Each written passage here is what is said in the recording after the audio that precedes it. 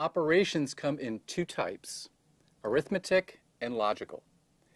Now, if you recall, a data type includes both a representation, and we've already talked about representations. We've talked about signed and unsigned integers. We've talked about ASCII representation for characters, and also operations. So let's talk a little bit about operations. Operations for signed integers, the ones we're going to talk about, and there's many different operations, arithmetic operations, and those can be, for instance, multiplication, division. We're going to talk about addition, subtraction, and a third that you probably haven't heard about, which is called sign extension. Then we're going to talk about logical operations, because these are also useful. In fact, these logical operations are going to be the means for which we do things like addition. And those come in three main types. Those are and, or, and not. Now let's start with addition. Now, if you recall, 2's complement addition is just ordinary binary addition. We don't care about the signs of the numbers, we just add them together. Now, we use a fixed number of bits, so a computer doesn't have an unlimited amount of space to hold data, to hold results, to hold things that we're going to add. So we have a fixed number of bits to deal with. And what we do is, because of that fixed number of bits, we ignore the carry out of the leftmost position. Let's just review a couple of examples. Here's the number 104 shown in binary, and then minus 16 also shown in binary.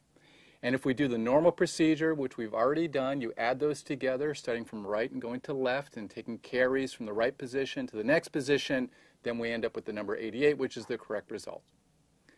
Here's another example where we're adding two negative numbers now. Here we have minus 10 and minus 9.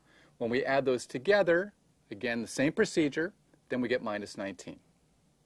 Now, this is assuming that we have 8-bit 2's complement numbers. That means we have 8 bits in which to store our numbers. So we're ignoring the carry out in the leftmost position. Now let's move on to subtraction. With subtraction, what we're going to do is we're going to use addition, in fact. So what we're going to do is we're going to negate the second operand, and then we're going to add the two numbers. Again, we use exactly the same as we had for addition. We have a fixed number of bits, and we ignore the carry out. Here's an example where I have 104, and I want to subtract the value 16 shown here in binary. Instead of doing subtraction, what we're going to do is we're going to form the 2's complement of the second number. We're going to negate that number 16. We're going to form minus 16. So shown here, I still have 104. And now I form the 2's complement of 16 to get minus 16, and now I add those together. So I take 104, and I add minus 16, and I get the correct result of 88. Here's another example where I take a negative number and I subtract another negative number from that negative number. So I have minus 10, and I'm subtracting minus 9. I do the same thing as the first example. I take minus 9, and I take the 2's complement to get plus 9, because a minus and a minus is a plus. And so I end up with minus 10 plus 9, and here's the result. Remember, all ones, no matter how many bits we have, is minus 1, so that's the correct result. Our last operation is sign extension.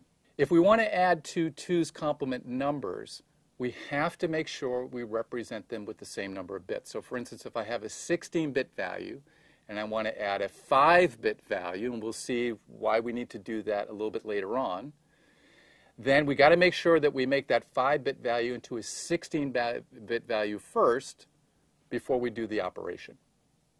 Now, we can do this in a couple of ways. The first way you might think about intuitively is, well, what if I just take that shorter value and I just add zeros to the left, however many zeros I need to match the other value. In this case, we're talking about 16.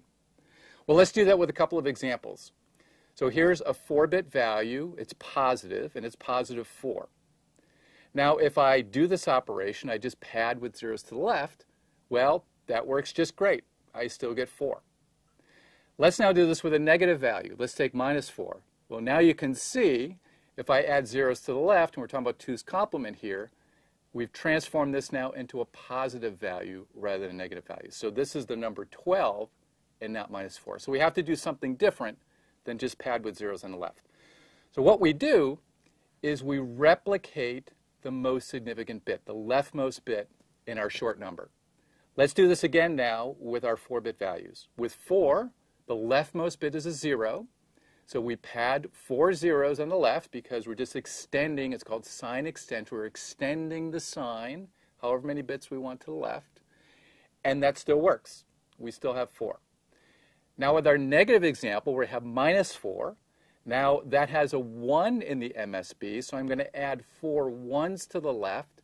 And you can verify for yourself that if I take a number and I have a 1 on the left and I extend it however many bits I want, I still get the number. I still have here minus 4.